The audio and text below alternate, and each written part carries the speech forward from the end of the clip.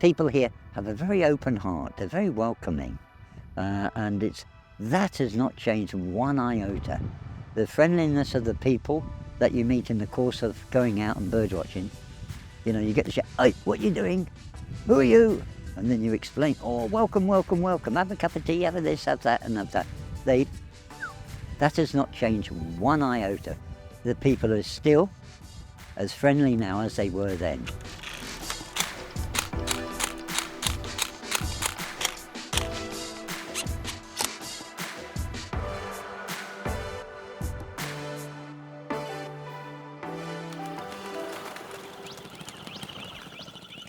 My name is Howard King. In terms of who I am or what I am, I'm probably better known as the brain or birdman of Bahrain. Bird brain in so much that's all that's in there, not much else. And that's all I have to say about myself, really. I've been here an awful long time, 40 years nearly, and I've enjoyed every minute of it as a consequence of an interest in wildlife, in the environment, and anything else that is associated with that.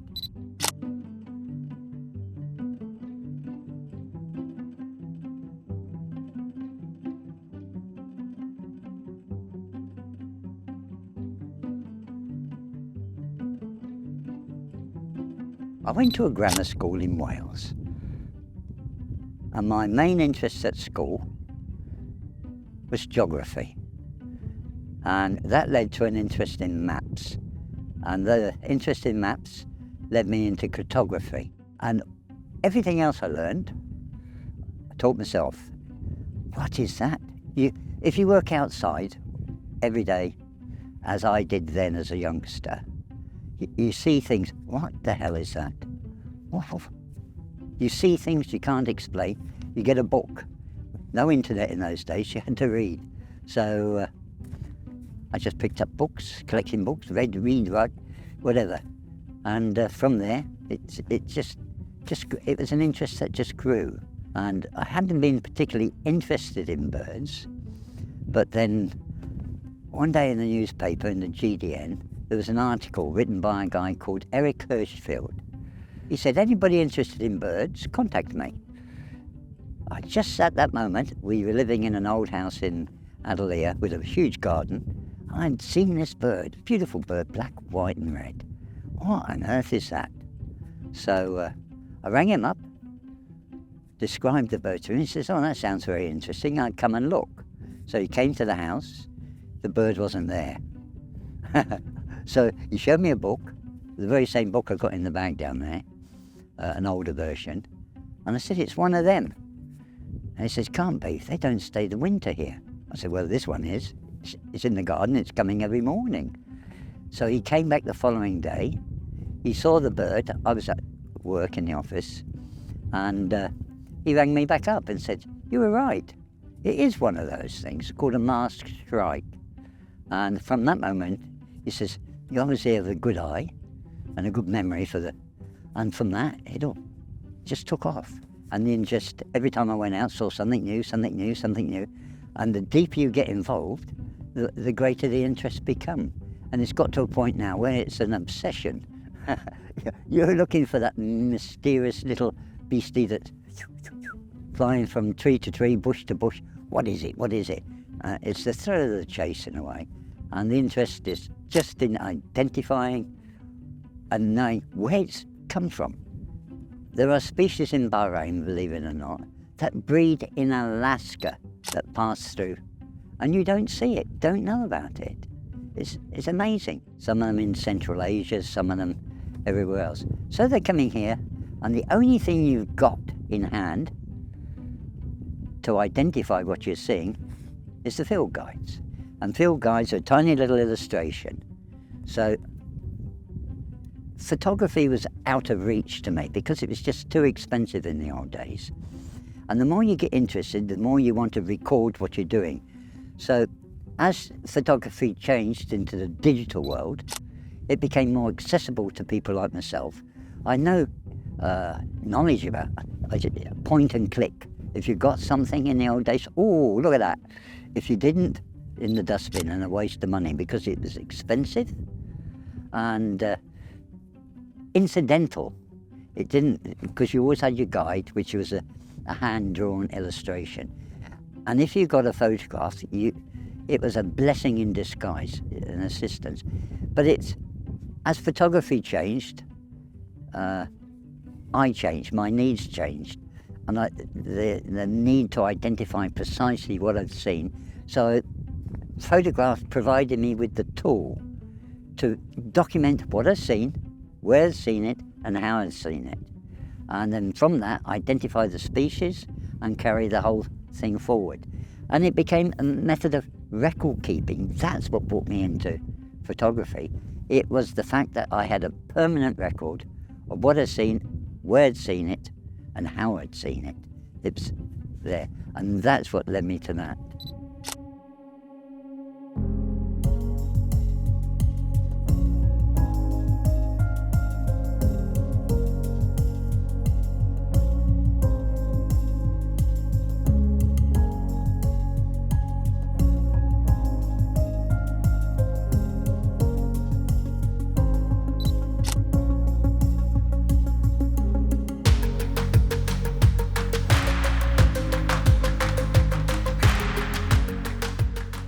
The photography has always been part and parcel of bird watching or my ornithological journey.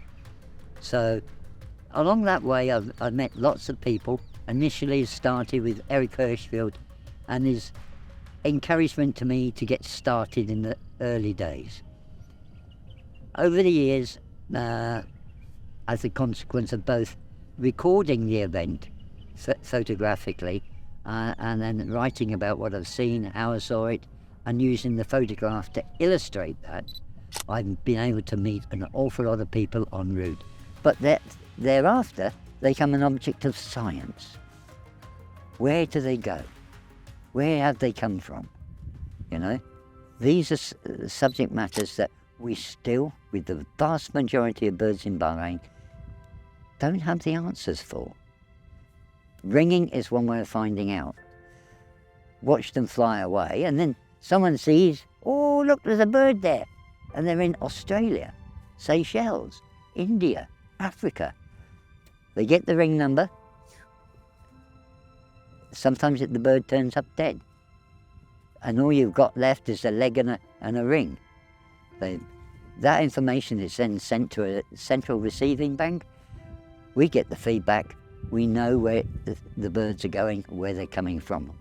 And we've been able to identify with not many species, but quite a few, more than most people would think, where they breed. And that's how we know, for instance, that in Bahrain there are birds that pass that breed in Alaska and go all the way down to East Africa to winter. And then they fly all the way back. 36,000 kilometers round trip. Why? And when you look at them, they're only this big. Wings bang like that. Miracle. You know, why do they do it? How do they do it? How do they navigate? How do they know where, you know, there's a little chick. If you ever see a baby chick in a nest, they're bald and horrible, gross looking things, big eyes.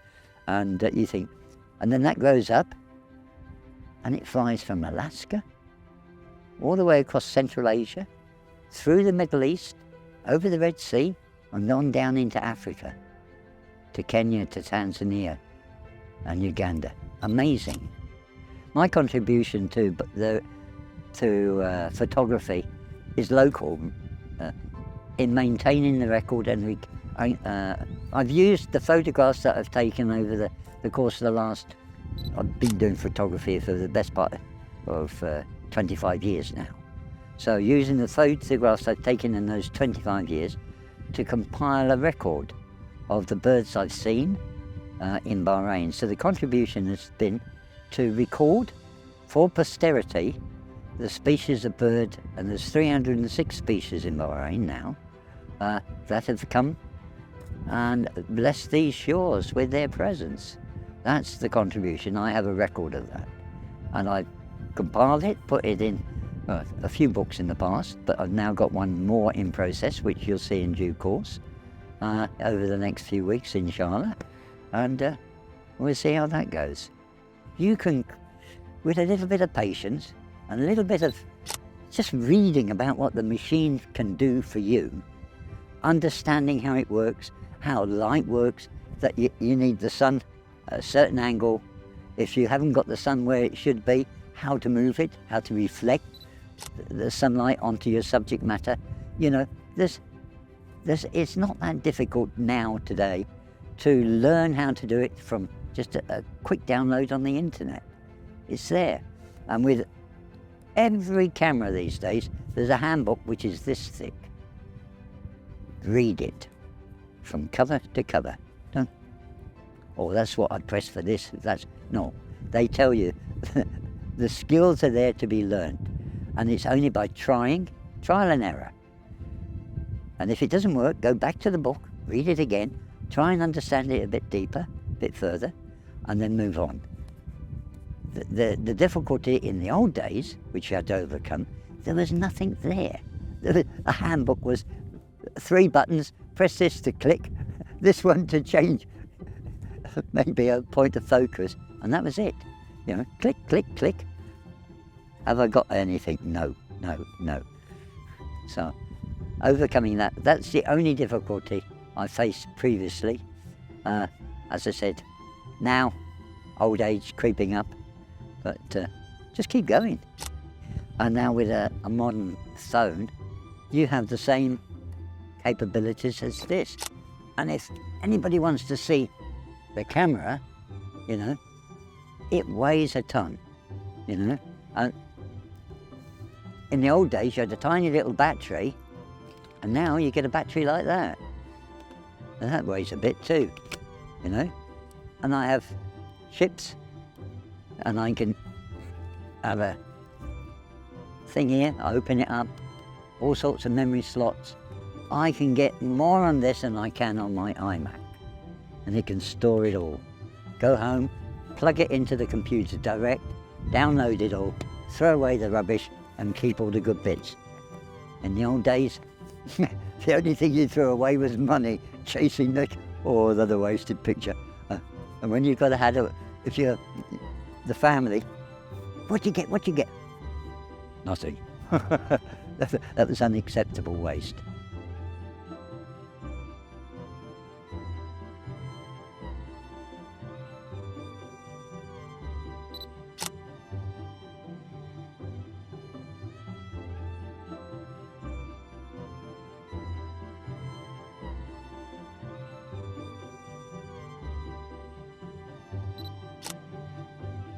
I stand for nature 100%, and I will not change.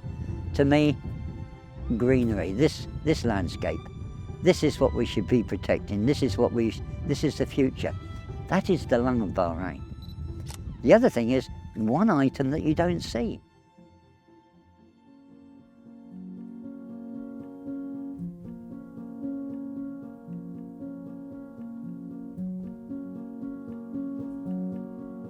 My favourite place in Bahrain? Well, that has to be, without question, the islands of Hawa. Of being asked by the then Minister of Housing, Sheikh Khalid, to go to Hawa and document the avian bird life there, because no one had properly documented what was there. So he asked me what I would need. I said I'd need a year and a boat, a vehicle to get around the island, some food to eat, and that was about it. So they fulfilled those needs. I went for a year, and from that I wrote my first book, The Breeding Birds of Hawa. It was a great success. We presented it everywhere, and that opened one door after another door after another door, and I was able then thereafter to return and keep returning for the best part of 10 years, documenting various aspects of the bird life. And the islands, if you go to the island, you visit the one. But the islands on the back, the smaller islands, each one is unique, each one is different, and each one has its own biodiversity. The thing is, when I go out, if I set out to go bird watching, now, more so than before, I go specifically because I know a particular bird or a particular species of bird is predicted to arrive or has been seen to arrive here in Bahrain. So I go out with that specific target in mind. I go to find that bird, that species, and anything else in that environment. And that in itself is a release. I find that if I'm looking, if I'm feeling a bit stressed out, go find a bird. If you can get it, record it, all that stress, well, we come back, number one. I've never ever entered any competitions, and I've never taken a photograph without its prime purpose being to record the event I'm photographing. Beyond that, I'm not putting it on a wall. I have photographs which I believe people say, wow, that's fantastic. And, oh, thank you. That's it. That's plenty of, if you look at my internet pages, all they are pictures of birds, an octopus, a turtle, a snake, maybe a jerboa or some other little animal, dove lizards. Fantastic thing, dove lizards. I have a pet one. I know where he sits and he comes out. If I'm there, he comes out and has a look at me. Oh, I know you. They have intelligence too. He does. Nobody believes me, but he recognises me, I'm certain of it. If anybody else comes along, it's straight down the hole. But if I sit there, he comes out. Oh, seen you before. He's quite happy.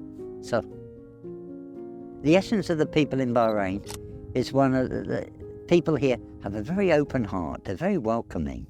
And that has not changed one iota. The friendliness of the people that you meet in the course of going out and bird watching, you know, you get to say, hey, what are you doing? Who are you? And then you explain, oh, welcome, welcome, welcome. Have a cup of tea, have this, have that, and have that. That has not changed one iota. The people are still as friendly now as they were then. The message from my photography, learn to respect nature. God gave us a wonderful world, and photography gives you a chance to share it with others and to get them interested in preserving it for the future for others to enjoy it as I have enjoyed in my time here. I'm not a photographer as such, I'm a bird watcher with a camera, okay? But if at the end of the day I can use that to entice others to enjoy, one, the hobby of photography, because it is vast. The subject matter need not be birds, you know, it can be the cranes of Bahrain. And when I say cranes, you know, these things building the dumpsters, the trucks, the rocks, the pebbles. How many ant species are in Bahrain? Never been documented. I guarantee you, if you look, there are more ant species in Bahrain than bird. How many palm tree species have we got? I have a friend who's a scientist of palm trees. He once told me there were 42.